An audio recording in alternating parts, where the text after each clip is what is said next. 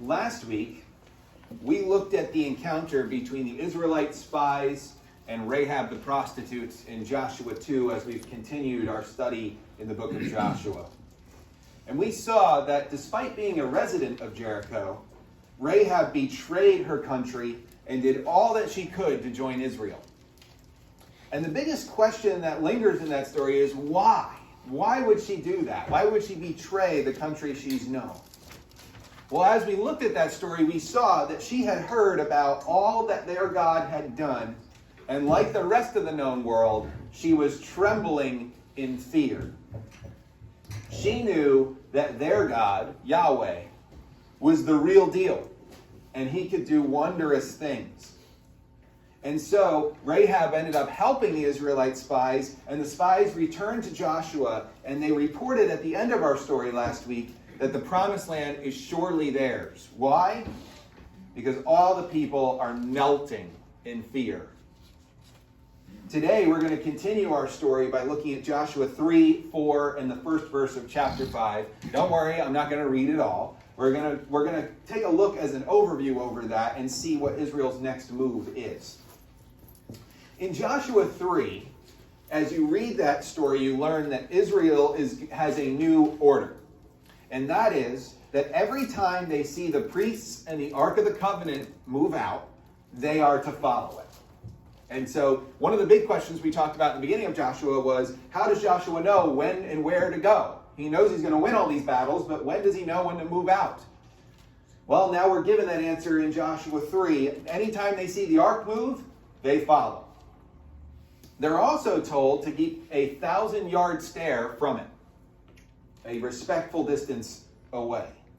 Verse 5 in chapter 3 is where our story is going to make another movement, and that's the first verse I want to read this morning. Joshua 3:5. Joshua is going to give us a command that is filled with suspense. Joshua 3, verse 5. Joshua told the people, "Consecrate yourselves, for tomorrow the Lord will do amazing things among you." Now, imagine what that must have been like to hear that. Imagine, with all these press conferences lately on TV, if President Trump got up and said, "Consecrate yourselves because tomorrow God is going to do something amazing." And then he walked away. Can you imagine how chilling that would be? What reactions might rise from that? Some of us might get excited and get goosebumps. Others might be terrified and trying to get their house in order. Get ready. Tomorrow, God is going to do something huge. The first question we may have when we see Joshua's command is, what does it mean to consecrate yourself? Consecrate is one of those holy words that I joke about sometimes. One of those words I think we throw around, but we don't know what it actually means. Kind of like evangelical or spiritual. What do we mean when we say those words? What does consecrate mean? What does it mean to consecrate yourself? When you look at the word, it literally means to set apart or to make yourself holy.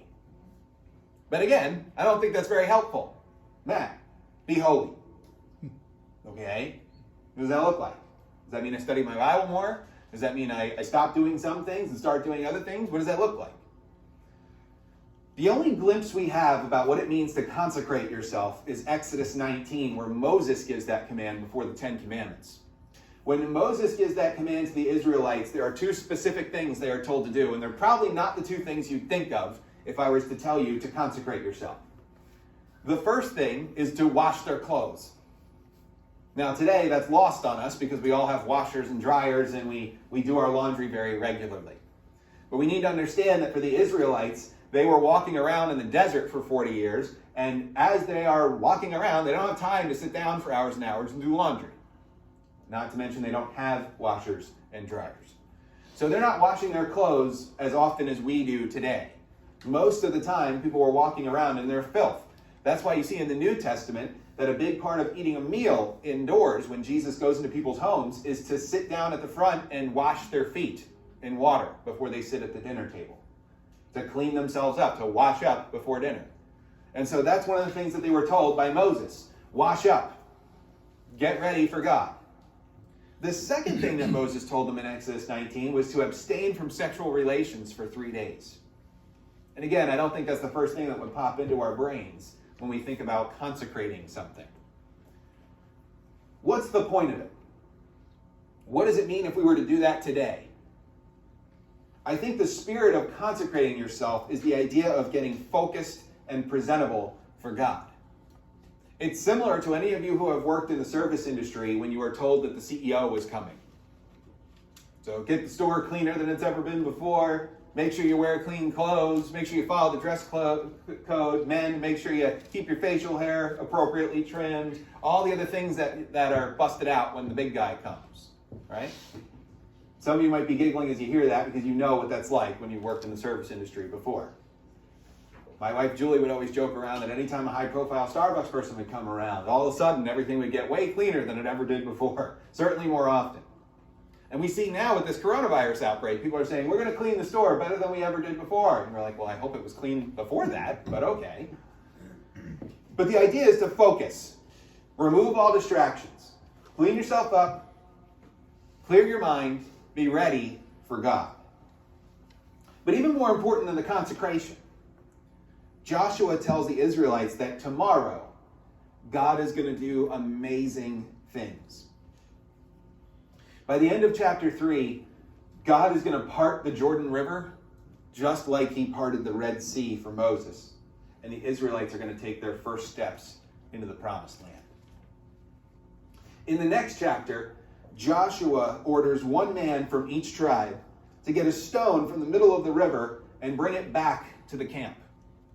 And with those 12 stones, Joshua is going to build a cairn, a pile of stones, as a reminder to future generations of what God had done. Let's look at Joshua 4, verses 6 and 7, where we see what Joshua tells the Israelites about this cairn. A couple words in from verse 6, Joshua writes, "In the future, when your children asks you, 'What do these stones mean?' Tell them that the flow of the Jordan was cut off before the ark of the covenant of the Lord. When it crossed the Jordan, the waters of the Jordan were cut off. These stones are to be a memorial to the people of Israel forever." A lot of things that we can unpack from what Joshua has ordered them to do as they take their first steps into the Promised Land. First of all, we have to remember what the cairn is made up of. It's not just 12 random rocks. As you look in the story in chapter 4, Joshua tells one person from each tribe to go to the middle of the river and pull a rock out. Why is that significant? Well, think about it. Where is a river the deepest? Usually in the middle. Usually you're not falling right into deep water when you start walking into a river, right? Usually the Jordan River is impassable. You can't walk through it. Now we know that the spies went in, they probably swam across. But you can't move an army across the Jordan River. You can't move your supplies, your children across the Jordan River. That would be very difficult. The Jordan River is a powerful body of water. So why is it significant that they got it from the middle of the river? Because normally you would not be able to go into the middle of the deepest part of the Jordan River and pull a rock out. And now they have a memorial of 12 rocks from the middle of the river to remind people that we walked across it. We got to a spot that's normally inaccessible. It would be like someone who wasn't an astronaut bringing you a cup of moon dust. How in the world did they get that? And so right there's a lot of power to that memorial that they've set up. How did they get these rocks from the Jordan River? The only explanation is God. But in Joshua's explanation that we just read, he also tells us several other things when he makes these statements. Number one is he tells us that Israel is going to have a future that outlasts this event. Right? There's going to be a generation that's going to see these rocks and say, what are those? That tells us that there's a future for Israel. We know that from beyond this passage. We know that from the beginning of Abraham's first steps as a believer in God, when God promised Abraham descendants as numerous as the stars. You can't achieve that in one generation. That's multiple generations that's promised to Abraham. The second thing is that they will now understand that they are still in the Promised Land at this point.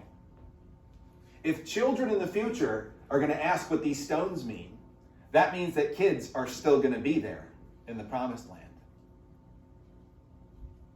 And thirdly, Joshua shows us here that it will be important to remind people of the wonderful works that God has done, because people will forget. Remember, as we are looking at this story in Joshua, Joshua is not written yet. This story is happening in real time. They don't have this written down somewhere for people to say, oh yeah, that's what happened. They have the Torah, they have Genesis through Deuteronomy, but they don't have Joshua yet. This is happening in real time in this story. True enough, they have oral tradition. They'll share stories, but another important component is memorials. Things like a cairn at the Jordan River. Just like when we take our children to museums. That's one of their museums. Look, the pile of stones at the Jordan River. That's when God took us across. It's an educational opportunity. But it's important to remember as well, and one of the common themes you see in the scriptures, is that despite all these miraculous things, people forget quickly. Think about the Israelites that were in the wilderness before this time. They were moaning and groaning for 40 years, despite having seen with their own eyes the Red Sea part. And you might think, well, if I saw a river part, or if I saw a sea part, I'd never forget it. I'd worship the Lord with all my heart. Really? Because the whole nation didn't. Or so in the New Testament, we have the parable of the rich man and Lazarus. And someone says to Jesus, well, if we saw a dead person come back, we definitely believe what they had to say. Really? Because Jesus did exactly that. Look how many people ran and ignored him. Miracles do not produce faith. They only confirm what is already there. Either you have greater belief than what you already had, or you still don't have belief because you can't believe what you see. But either way, as a race, humanity forgets things quickly. And so it's important to remind us of the things that God has done on a regular basis. Remember as well when we started Joshua in chapter 1, God promised Joshua a relationship and a life like Moses had with him. And God is certainly fulfilling that here in this story. Just like God took Moses across the Red Sea, he takes Joshua across the Jordan River. And now they both have their own miraculous parting of water story. But remember also in Joshua 2 that Rahab told us that the story of God's work gets around. It's not just stories that are shared in the camp. People are hearing about it in the outside world. And that's why all those in Canaan are trembling in fear. And what I want you to remember is that not only are they fearful hearing about God, they're fearful after only hearing a few stories about God. They haven't heard or seen half the stuff that Israel has. They've heard a couple of pieces, a couple of nuggets. They crossed the Red Sea. They killed some Amorite kings. That alone, just those little pieces, is enough to strike fear in the entire nation of Canaan. By the time we get to Joshua 5:1, that's still happening. This story of crossing the Jordan River very quickly picks up steam, very quickly is heard by the surrounding nation. And we learn there in chapter 5, verse 1, that the Canaanite kings have heard about this crossing, and they're filled with awe, terror, and dismay, because the day of the Lord is near, and Joshua is on their doorstep. And there's nothing they can do about it. And so what I want you to understand this morning is that a single story, a single testimony, can be a powerful thing. A single testimony can show you how the power of God moves. A single story can inspire one nation and paralyze another. This past week, 3 very heavy things happened in my life, some of which will cross over into yours as well. The first thing, and most obviously, is this outbreak of the coronavirus, otherwise known as COVID-19. That has caused a lot of emotions, that has caused a lot of truth and lies, that's caused a lot of panic and calm, that's caused everything on the emotional spectrum in our country.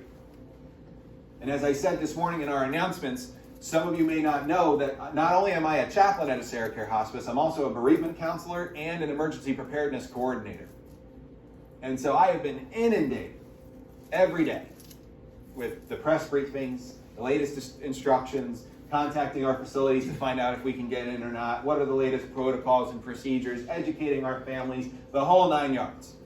It has been a bear and will continue to be a bear.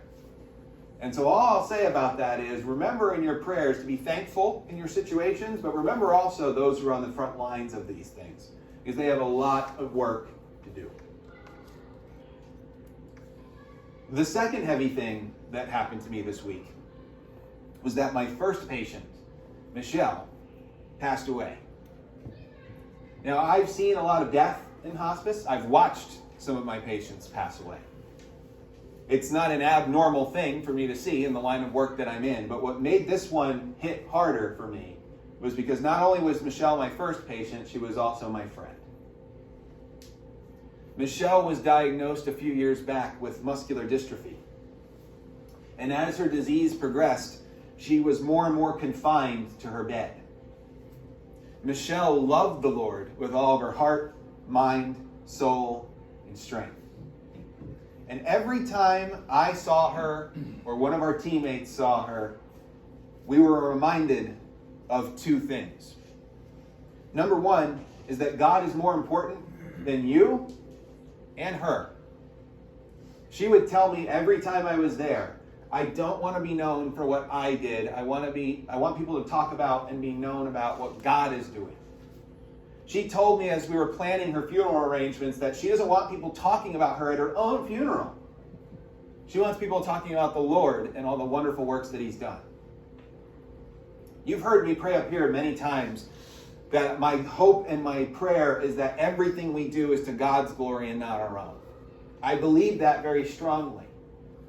But it's one thing to believe that on a corporate level. It's another thing to internalize it. It's another thing to say, I am not important. I am a tool for God. That's a tough thing we have to learn in our spiritual life. We don't have a low self-esteem. We don't beat ourselves up. We don't say that we're worthless. No. But we do say that we are replaceable. We don't get puffed up. We don't get braggadocious. We don't look at all the things that have happened in our life and say, I did this. Look at me and look at what I've done. We say, thank you, Lord, for what you've given me. That's a different mental shift that is required by all of us who call on the name of the Lord. And the second thing that Michelle reminded us of very regularly, in fact, every time we tried to leave, no matter whether we were in a hurry or not, Michelle always made us stay in her room for a few minutes so she could give her prayer of benediction before we walked out the door, and that was that Jesus is your pilot and you are the co-pilot. That's another thing that I think is very lost on Christianity today. The idea of Jesus being Lord. Not just being divine. Not just being the Son of God. Not just dying and rising again. But Jesus being Lord of your life. Jesus being the front. Jesus being the director. Jesus being the priority, not the afterthought. Jesus deciding what is next, as opposed to you deciding what is next. Jesus is the pilot. You are the co-pilot. But I think so often in our lives, it's the opposite. We are the pilot, and when the plane starts getting turbulent, we say, hey, Jesus, can you help real quick? And then get back in your chair. That's something that Michelle would always make sure to say till her dying day.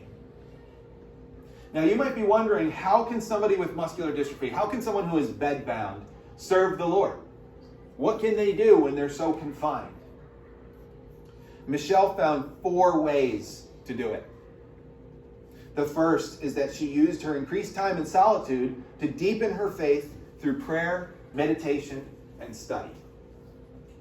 If she was going to be stuck, she might as well learn more about her God. And you know what? I think that has a lot of applications to today. As businesses close, as things get suspended, as people go on quarantines. What if you spent your 14-day quarantine studying, learning more about God, learning more about your faith? I bet those 14 days will be more powerful than for a long stretch that you've had in your spiritual life. 14 concentrated days on the Lord. That was one way that Michelle used her condition to deepen her faith and commitment to God. The second was that even though she couldn't go out, she invited others in. She couldn't move, but other people could, so she would invite people over to her home. And she would be both a light to them and encourage them. She would minister to them, but also make sure to cheer them up. And no matter what was against her or against her friends, she found the bright side of things, while at the same time eagerly awaiting her reunion with Jesus. And if I'm being completely honest with myself this morning, there are many times where I was with her where I thought she was doing more for me than I was for her. Because I've rarely met someone with such an intense faith in my life. And she was very encouraging to me. The third way that she served the kingdom was that she loved her family with all her heart. She still gets to see them in her home, and she used every opportunity to be a light to them.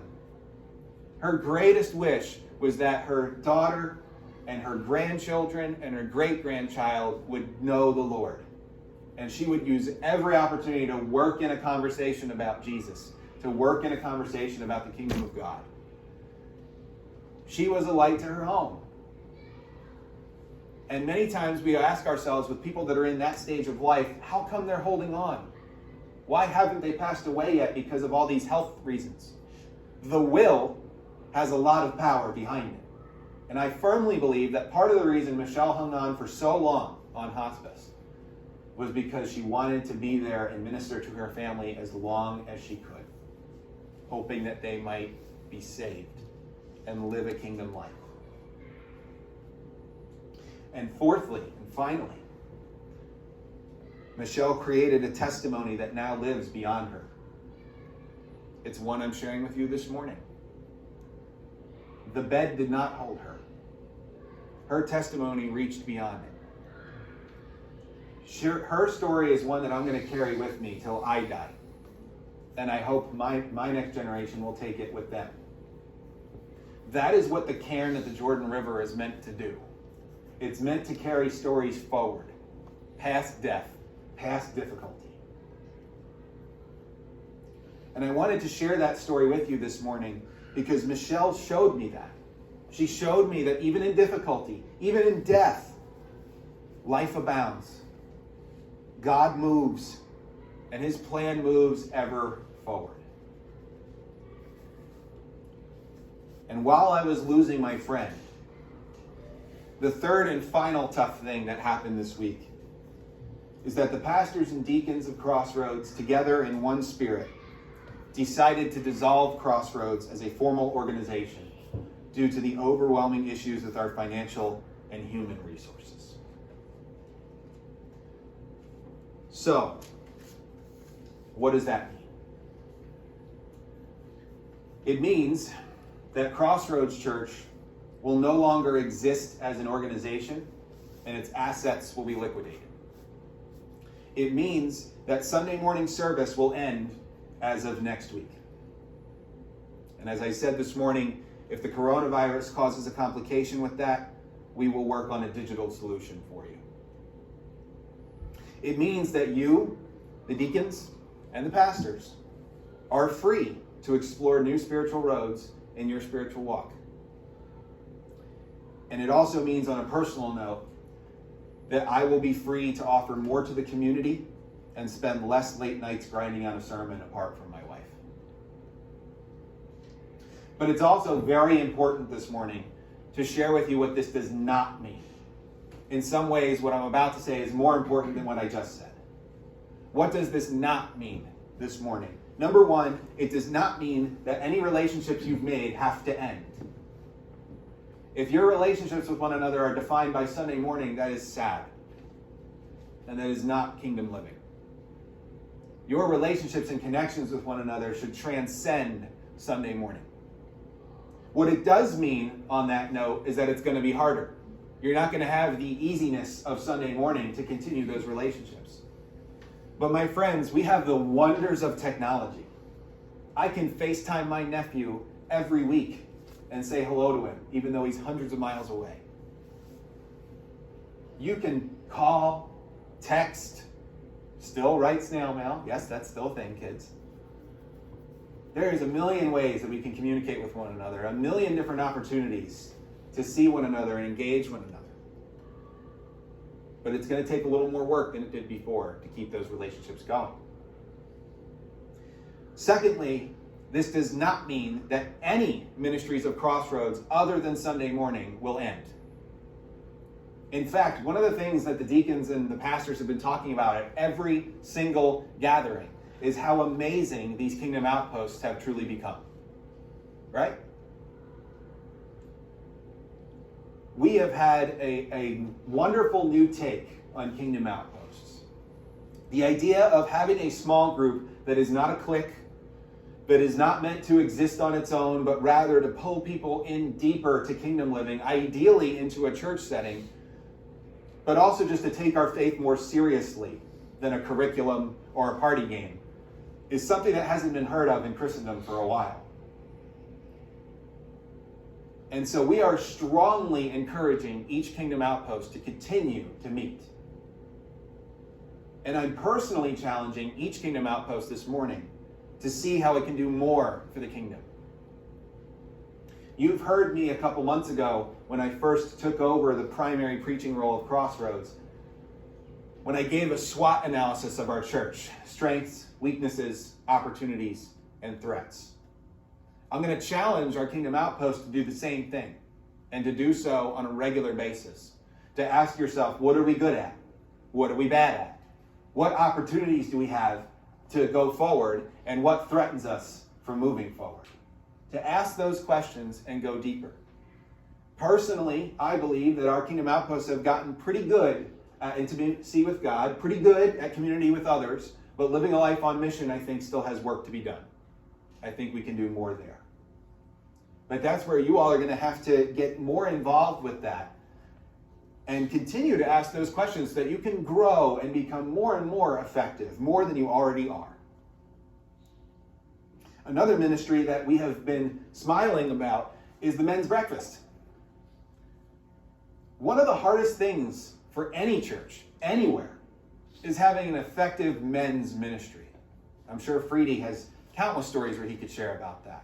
For some reason, don't hear this wrong, okay? For some reason, on a national level, women are more involved than men.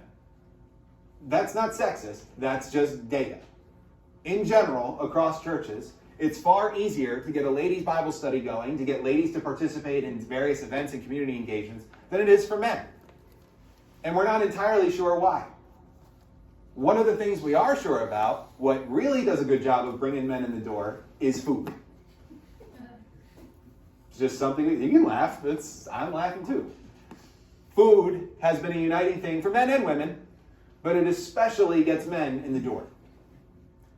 The men's breakfast sometimes has more men at that than there are here on Sunday mornings. And that's not a criticism, that's just a wow. And I'm hoping as my schedule changes that I can be a part of that. Because I've seen the community that's built among the men there, and that is so rare and so important that we continue to fuel. Because of recent events, we might not be able to meet at Sunrise Cafe, but we'll make something happen, I'm sure. Third and finally, and most importantly, it does not mean that your story or God's story is over. Crossroads Church of Northeastern Pennsylvania, in truth, is nothing more than a name on a piece of paper, somewhere with the IRS. The concept of Crossroads Church can, should, and must exist outside of a Sunday morning. Our Kingdom Outposts should have the spirit of Crossroads in them. Our future endeavors and ministry should have the spirit of Crossroads within them. One of the things I think Crossroads stood so strongly for was a church that was real. A church that had pastors that were vulnerable and didn't just talk about being holy, but also talked about our weaknesses. A church that actually cracked open the Bible and looked beyond Matthew, Mark, Luke, and John. A church that didn't just give you head knowledge, but gave you applicational challenges. The so what of Scripture. These things are not confined to a piece of paper. These things are not confined to Sunday morning. These things can, should, and must be imported into the other arenas of our life. And I want you to consider, and I want you to hear this one especially carefully. I want you to consider that your time with Crossroads, whether it was a long time or a short time, I want you to consider that time as training, not as time wasted. As I just said, one of the things I'm very proud about with what we've done is being able to be vulnerable up here and for you all to engage that positively. And in the interest of vulnerability, I'll be honest with all of you this morning and tell you this is not necessarily what I expected in the timing I expected. And my first gut reaction to this was a bit fearful and was a bit in vanity. I asked myself, what was this for? Why did God pluck me from South Jersey and bring me up to the mountains? Just to manage a church that had several challenges over the last 4 years, and that I ultimately now have to bury legally. Why did he do that? And I'll be honest that was something I struggled with a lot. But I was encouraged by our pastors and our deacons that is not the right attitude to have. Nothing is ever wasted. Everything is in the plan and will of God. God used that for something else. And I was reminded of that repeatedly this last week. God uses things in our lives that maybe don't make sense in the present, but will make sense in the future. I found myself asking the same thing when my parents went through the horrific church-splitting divorce that they went through many years ago. And I said to myself, why? I didn't do anything. Why does this happen? Why do I deserve this right now? Why should I suffer in this way? Now, there were many things that sprung from it. One of the things I would have never predicted was that just a year later, I'd be put in a church in southern New Jersey where the youth were mostly from one-parent homes. Who better to serve and help them? I'm reminded of that all the time, and I'm reminded that God will do the same thing with this. The concept of using your time at Crossroads as training is something I'm going to flesh out more next week, but I want you to think about that just overall conceptually this morning. How God has been preparing you with your time of Crossroads. How God has been growing you and getting you ready for the next thing.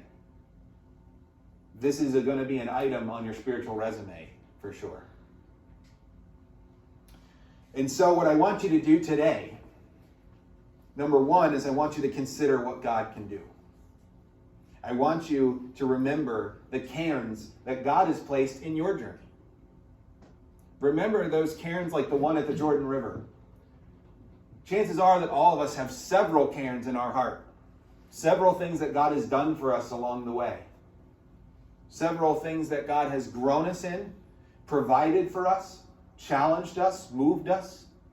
I want you to do a life review today and with this week. I want you to look back at your spiritual journey and say, what were the cairns in my life? What were the things that God did I'll never forget? What are the things that I should share? Remember, one testimony can change a nation. Secondly, I want you to consecrate yourselves this week. Not in the Exodus 19 way, but I want you to make yourselves holy this week. I want you to focus intensely on God and what he wants from you. We are firing up a flare this morning, and that elicits a response from you. I want you to ask yourself on an individual and family level, what does this mean for us? And like Joshua, I am commanding you to be ready for God to do amazing things. Chances are things are going to pop up almost immediately in your life. You need to be ready and listening for those opportunities. Just to share one tiny one with you. As we were making this decision this week, we had to lay off our bookkeeper as we get ready for a close. And obviously she has work to do to tie this all together, but she knows her time working for Crossroads is going to come to an end. And when I was talking with her, she said, Collin, this is incredible that we're talking about this today. And I said, why? And she said, because I just got a job offer a few minutes ago that is going to take up the time I would have given to Crossroads. That's one tiny thing among many other amazing things that I suspect God is going to do with this new change in our lives. Next Sunday, as I said a few minutes ago, is going to be our last Sunday. And that is going to be sad. And I am going to miss it. However, I sense that that is also going to be a time of great inspiration and great hope as we are challenged to find new ventures and to deepen the other things we're doing for the kingdom, like our kingdom outposts. And I hope you will join me next week for one last offering to God. One last service dedicated to him, where we are going to learn a little bit more. We're going to share our stories, and we're going to look forward together. This doesn't need to be a funeral. This can be a celebration of life. And that's what I intend to do next week. And if you have any questions today, well, that's part of what our Q&A time is for. And so after you've talked with one another and we get back for our Q&A time, you're welcome to bring your questions, your stories, your concerns. Freedy and the deacon team have carved out some time as well to be here for us at the Q&A. And they're probably going to share some of what's on their hearts as well in that Q&A session. But remember, my friends, remember that all it takes is one testimony, one story to accomplish great things. One testimony can build a nation. One testimony can destroy a nation. One testimony can spur you onto a spiritual life. And one story can call others to the kingdom of God. All you need is one. Find that story. Find others. Share them. Look back at the cairns that are already built and keep building cairns moving forward.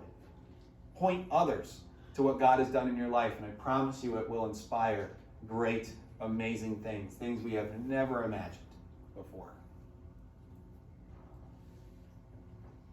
Let's pray.